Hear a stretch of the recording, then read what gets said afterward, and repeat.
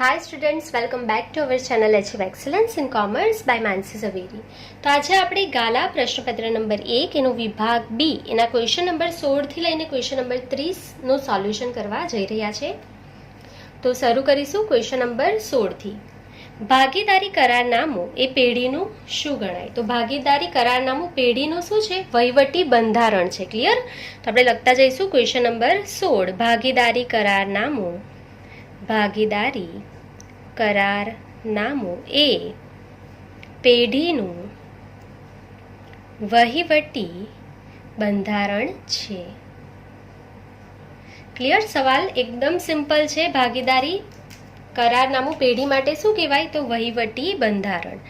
Clear? જે answer છે એના નીચે આપણે અંડરલાઈન કરતા જઈએ છીએ. ચાલો, ત્યાર પછી નેક્સ્ટ. પાઘડી કેવા પ્રકારની મિલકત છે? તો તમને ખ્યાલ જ છે, પાઘડી આપણી અદ્રશ્ય મિલકત છે અને પાઘડી પેઢીનું શું દર્શાવે છે? પ્રતિષ્ઠાનું મૂલ્ય દર્શાવે છે. તો આપણે લખી લઈશું પાઘડી એ ધંધાની બજારમાં પ્રતિષ્ઠાનું મૂલ્ય દર્શાવતી કેવી મિલકત છે? અદ્રશ્ય મિલકત છે. ક્લિયર? તો પાઘડી શું બતાવશે? પ્રતિષ્ઠાનું મૂલ્ય દર્શાવતી કેવી મિલકત છે? અદ્રશ્ય મિલકત છે. ક્લિયર? ચાલો, ત્યાર પછી નેક્સ્ટ ક્વેશ્ચન નંબર 18. અધિક નફો એટલે શું? તો અધિક નફાની વ્યાખ્યા લખવાની છે. નંબર 18. અધિક નફો કોને કહે છે? તો તમને ખ્યાલ જ છે કે જે આપણો અપેક્ષિત નફો છે એના કરતાં વધુ નફો કમાવવાની જે ક્ષમતા છે તેને આપણે અધિક નફો કહીએ છીએ. બરાબર? ચાલો, તો આપણે લખી લઈશું જ્યારે ધંધો અપેક્ષિત નફા કરતા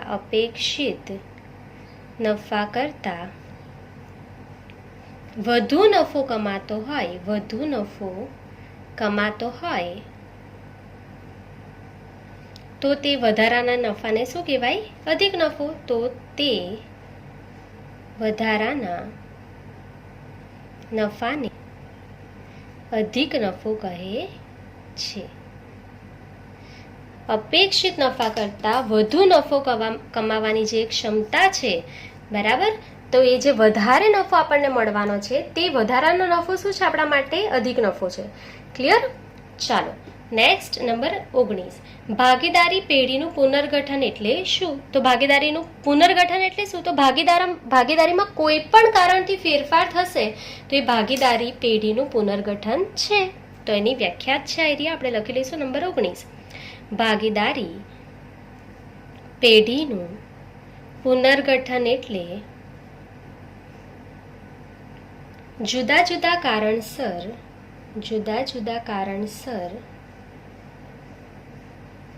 ભાગીદારીમાં થતો ફેરફાર.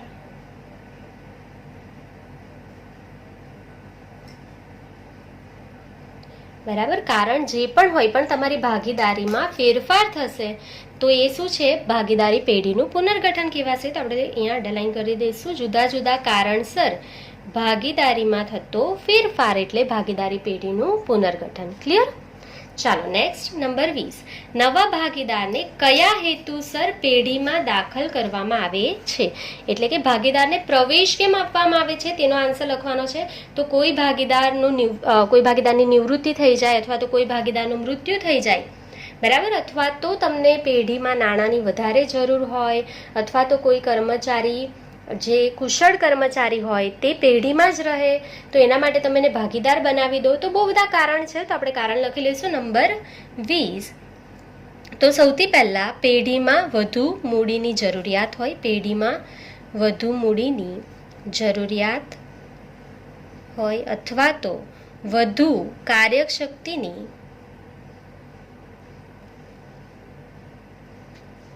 જરૂરિયાત હોય કે ભાગીદારની નિવૃત્તિ કે મૃત્યુને કારણે, બરાબર, કે કોઈ ભાગીદાર નિવૃત્ત થઈ જાય અથવા તો કોઈનું મૃત્યુ થઈ જાય એને કારણે, અથવા તો કુશળ કર્મચારીને ભાગીદાર બનાવવા માટે વગેરે હેતુસર નવા ભાગીદારને પેઢીમાં દાખલ કરવામાં આવે છે. બરાબર, તો આવા કોઈ પણ કારણ હોઈ શકે એટલે આપણે વગેરે લખી દીધું છે લાસ્ટમાં. તો આવા કોઈ પણ કારણ હશે તો નવા ભાગીદારને પેઢીમાં પ્રવેશ આપવામાં આવશે. બરાબર, એટલે કે પેઢીમાં વધારે મૂડીની જરૂરિયાત હોય અથવા તો કાર્યશક્તિની વધારે જરૂરિયાત હોય, કોઈ ભાગીદારની નિવૃત્તિ થઈ જાય અથવા કોઈ ભાગીદારનું મૃત્યુ થઈ જાય અથવા તો કોઈ કુશળ કર્મચારી હોય તેને ભાગીદાર બનાવવા માટે, તો આવા કોઈ પણ કારણથી ભાગીદારને પેઢીમાં આપણે દાખલ કરીશું, નવા ભાગીદારને. ક્લિયર? ચાલો, ત્યાર પછી નંબર 21, ભાગીદારની નિવૃત્તિના સંજોગો જણાવો. તો ભાગીદારની નિવૃત્તિના મુખ્યત્વે બે સંજોગો છે, તો આપણે લખી લઈશું ભાગીદારની નિવૃત્તિના સંજોગો નીચે મુજબ છે. તો પહેલો સંજોગ કયો છે? તો ભારતીય ભાગીદારી ધારા અનુસાર, ભારતીય ભાગીદારી ધારા અનુસાર એ નિવૃત્ત થશે. બરાબર, અને બીજું શું? એને પોતાના કોઈ પણ અંગત કારણોસર સ્વૈચ્છિક નિવૃત્તિ લેવી હોય તો એ સ્વૈચ્છિક રીતે નિવૃત્ત પણ થઈ શકે છે. એક તો ભાગીદારી કાયદા અનુસાર એટલે કે ધારા અનુસાર, અને બીજું એ પોતે જાતે જો પેઢીમાંથી નિવૃત્ત થવા માંગતો હોય તો એને કહેવાશે સ્વૈચ્છિક નિવૃત્તિ. તો આપણે લખી લઈશું ભાગીદારની અંગત કારણોસર સ્વૈચ્છિક નિવૃત્તિ. ક્લિયર? તો નિવૃત્તિના મુખ્યત્વે બે સંજોગો છે. ચાલો, ત્યાર પછી નંબર 22, ભાગીદારી પેઢીનું વિસર્જન એટલે શું? તો જ્યારે પણ પેઢીનું કાયદાકીય રીતે અસ્તિત્વ કાયમ માટે મટી જાય તો ભાગીદારી પેઢીનું શું થઈ જાય? વિસર્જન થયું કહેવાય. તો આપણે લખી લઈશું નંબર 22, કાયદાકીય દ્રષ્ટિએ પેઢીનું અસ્તિત્વ કાયમ માટે મટી જાય ત્યારે ભાગીદારી પેઢીનું વિસર્જન થયું કહેવાય. ક્લિયર? ચાલો, તો અહીંયા આપણા ક્વેશ્ચન નંબર 22 સુધી કમ્પ્લીટ થઈ ગયા છે. સવાલ ખૂબ જ સહેલા છે, યાદ રાખવા પણ સહેલા છે. ચાલો, તો હવે આપણે નેક્સ્ટ પેજ પર જઈશું. ક્વેશ્ચન નંબર 23, પેઢીના વિસર્જન સમયે પાકા સરવૈયામાં દર્શાવેલ પ્રોવિડન્ટ ફંડની બાકીનો નિકાલ કઈ રીતે કરશો? તો પ્રોવિડન્ટ ફંડ જે છે આપણા માટે શું કહેવાય? એટલે આપણા માટે એટલે પેઢી માટે પ્રોવિડન્ટ ફંડ હંમેશા દેવું રહે છે, અને દેવું હોય તો એ ખાતા બંધ કરીને ક્યાં લઈ જવાય? માલ મિલકત નિકાલ ખાતે. તમને ખ્યાલ જ છે, બધી મિલકત અને દેવાના ખાતા બંધ કરીને આપણે માલ મિલકત નિકાલ ખાતે લઈ જઈએ છીએ. તો આપણે લખી લઈશું નંબર 23. યાદ રાખવું ખૂબ જ સહેલું છે. પ્રોવિડન્ટ ફંડ આપણા માટે દેવું છે, પેઢી માટે દેવું અને મિલકત આ બધા ખાતા બંધ થઈને માલ મિલકત નિકાલ ખાતે લઈ જવામાં આવે છે. તો આપણે લખી લઈશું પ્રોવિડન્ટ ફંડ ની બાકી એ પેઢી માટે દેવું છે, જે ખાતું બંધ કરી માલ મિલકત નિકાલ ખાતે લઈ જવાશે, કારણ કે દેવું છે એટલા માટે. બરાબર, ચાલો, તેની આમનોંધ શું થશે? તો પ્રોવિડન્ટ ફંડ જે છે એની કઈ બાકી હોય? જમા બાકી. એ બંધ થાય તો શું થઈ જાય? ઉધાર. તો પ્રોવિડન્ટ ફંડ ખાતે ઉધાર તે ક્યાં લઈ જવાનું છે ને? માલ મિલકત નિકાલ ખાતે. બરાબર, એ માલ મિલકત નિકાલ ખાતામાં જશે, મૂડી ખાતામાં જશે નહીં, કારણ કે પેઢી માટે શું છે? દેવું છે. ક્લિયર? ચાલો, નેક્સ્ટ નંબર 24, જામીનગીરી પ્રીમિયમ એટલે શું? તો જામીનગીરી પ્રીમિયમ એટલે શું? તો મૂળ કિંમત કરતાં જ્યારે આપણે વધારે રકમ લેશું શેર બહાર પાડતા, તો એ જે વધારાની રકમ છે તેને આપણે શું કહીએ છીએ? જામીનગીરી પ્રીમિયમ. તો આપણે લખી લઈશું નંબર 24, જ્યારે કંપની મૂળ કિંમત હશે એના કરતાં વધુ કિંમતે શેર બહાર પાડે ત્યારે શેર પ્રીમિયમે બહાર પાડ્યા કહેવાય. અને કંપની ધારા મુજબ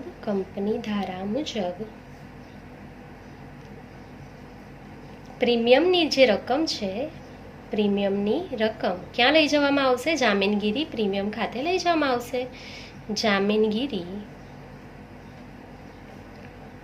પ્રીમિયમ તરીકે લઈ જવામાં આવશે અથવા તો લઈ જવામાં આવે છે. ક્લિયર? તો જ્યારે પણ કંપની મૂળ કિંમત કરતાં વધારે રકમે શેર બહાર પાડશે તો એ જે વધારાની રકમ છે ને આપણે શું કહીશું? પ્રીમિયમ. અને આ પ્રીમિયમ જે છે તે કંપની ધારા મુજબ ક્યાં લઈ જવામાં આવશે? જામીનગીરી પ્રીમિયમ ખાતે. ક્લિયર? ચાલો નેક્સ્ટ, ડિબેન્ચર હોલ્ડર કોને કહે છે? તો ડિબેન્ચર હોલ્ડર કોને કહેવાશે? તો જે લોકો કંપનીને નાણાં આપશે, રૂપિયા આપશે અને એના બદલામાં ડિબેન્ચર લેશે તે બધા કંપનીના ડિબેન્ચર હોલ્ડર કહેવાશે. ક્લિયર? ચાલો તો વ્યાખ્યા લખી લેશું. નંબર 25, જે લોકો કંપનીને નાણાં આપી ડિબેન્ચર મેળવે છે અથવા તો શું કરશે? બજારમાંથી ડિબેન્ચર ખરીદી લેશે. તો અથવા તો બજારમાંથી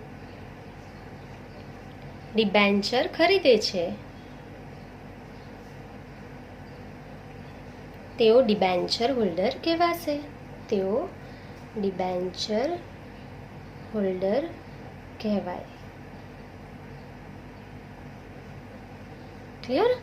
ચાલો તો જે પણ લોકો કંપનીને નાણાં આપશે અને ડિબેન્ચર ખરીદશે અથવા તો ડાયરેક્ટલી બજારમાંથી ડિબેન્ચર ખરીદી લેશે તે લોકો શું હોય છે? ડિબેન્ચર હોલ્ડર કહેવાશે. નેક્સ્ટ, નંબર 26, સમય આધારે નાણાકીય વિશ્લેષણના પ્રકાર જણાવો. તો સમયના આધારે નાણાકીય વિશ્લેષણના બે પ્રકાર છે. આપણે એમસીક્યુમાં શીખી જ ગયા છે. કયા કયા પ્રકાર છે? તો એક તો લાંબા ગાળાનું વિશ્લેષણ અને બીજું કયું? ટૂંકા ગાળાનું વિશ્લેષણ. તો આપણે લખી લઈશું નંબર 26, સમયના આધારે નાણાકીય વિશ્લેષણના બે પ્રકારો છે. સૌથી પહેલું લાંબા ગાળાનું વિશ્લેષણ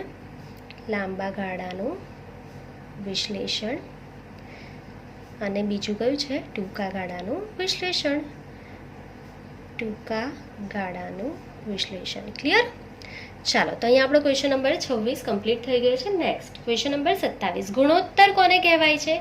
તો બે હિસાબી આંકડા વચ્ચેનો જે સંબંધ છે તે ગાણિતિક રીતે દર્શાવેલો હોય તો તેને આપણે શું કહીએ છીએ? ગુણોત્તર કહીએ છીએ. તો વ્યાખ્યા લખવાની છે ગુણોત્તરની. તો આપણે લખી લઈશું ક્વેશ્ચન નંબર 27, બે હિસાબી આંકડાઓ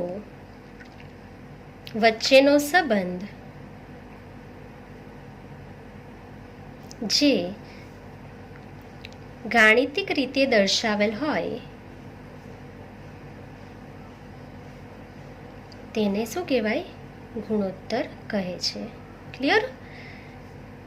ચાલો એકદમ ઇઝી છે. ગુણોત્તરની વ્યાખ્યા યાદ કરી લેજો.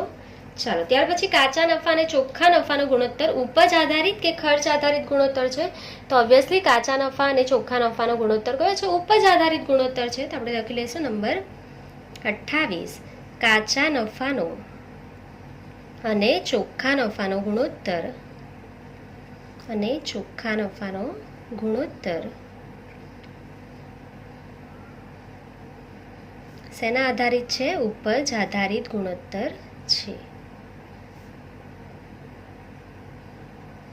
ક્લિયર? ચાલો નેક્સ્ટ નંબર 29, રોકડ પ્રવાહપત્રક એટલે શું? તો વર્ષ દરમિયાન રોકડની આવક અને જાવક કેટલી થઈ અને એના પરિણામે જે વર્ષાંતે રોકડ અને રોકડ સમકક્ષની જે શિલ્લક દર્શાવશે એ પત્રક એટલે કયું પત્રક? રોકડ પ્રવાહપત્રક. ક્લિયર? તો આપણે વ્યાખ્યા લખી દઈશું. વર્ષ દરમિયાન રોકડની આવક અને જાવક કેટલી થઈ? રોકડની આવક અને જાવક કેટલી થઈ અને તેના પરિણામે વર્ષાંતે રોકડ અને રોકડ સમકક્ષની શિલ્લક દર્શાવતું પત્રક એટલે કયું પત્રક? રોકડ પ્રવાહ પત્રક. ક્લિયર? ચાલો, તો એકદમ ઇઝી છે, વ્યાખ્યા મોઢે કરી લેજો. ત્યાર પછી રોકાણની પ્રવૃત્તિ એટલે શું? આપણો લાસ્ટ ક્વેશ્ચન છે, રોકાણની પ્રવૃત્તિ કોને કહેવાય? તો લાંબા ગાળાની મિલકત અને અન્ય જે પણ રોકાણ હશે એનું ખરીદી અને વેચાણ કરશો, બરાબર? તો તે તમારું કયું થઈ જશે? રોકાણની પ્રવૃત્તિ થઈ જશે. તો આપણે લખી લઈશું નંબર 30. રોકાણની પ્રવૃત્તિ, રોકાણની પ્રવૃત્તિઓ એટલે લાંબા ગાળાની મિલકતો, લાંબા ગાળાની મિલકતો અને અન્ય રોકાણોનું ખરીદ વેચાણ જેમાં રોકડ અને રોકડ સમકક્ષનો સમાવેશ નહીં થશે, બરાબર? કોનો સમાવેશ નહીં થશે? રોકડ અને રોકડ સમકક્ષનો. તો અહીંયા લખી લઈશું જેમાં રોકડ અને રોકડ સમકક્ષનો સમાવેશ થતો નથી. ક્લિયર? તો અહીંયા આપણું ક્વેશ્ચન પેપર નંબર 1 કમ્પ્લીટ થઈ ગયું છે. 30 ક્વેશ્ચન આપણે અહીંયા કમ્પ્લીટ કરી લીધા છે, 30 નંબર સુધી, બરાબર? Section Bina. So I hope કે તમને પૂરેપૂરું જે ક્વેશ્ચન આન્સર હતા એ પૂરેપૂરા પેપરના સમજમાં આવી ગયા હશે, તમને કોઈ પણ ડાઉટ હશે નહીં. જો તમને કોઈ પણ ડાઉટ છે તો તમે કોમેન્ટ સેક્શનમાં કોમેન્ટ કરીને જણાવી શકો છો, અને આવા જ વિડીયો જોવા માટે ચેનલને સબસ્ક્રાઇબ કરી લેજો, નોટિફિકેશન માટે બેલ આઇકન ઓન કરી લેજો. સો આજના માટે બસ આટલું જ. Thank you for watching. Keep learning. Take care.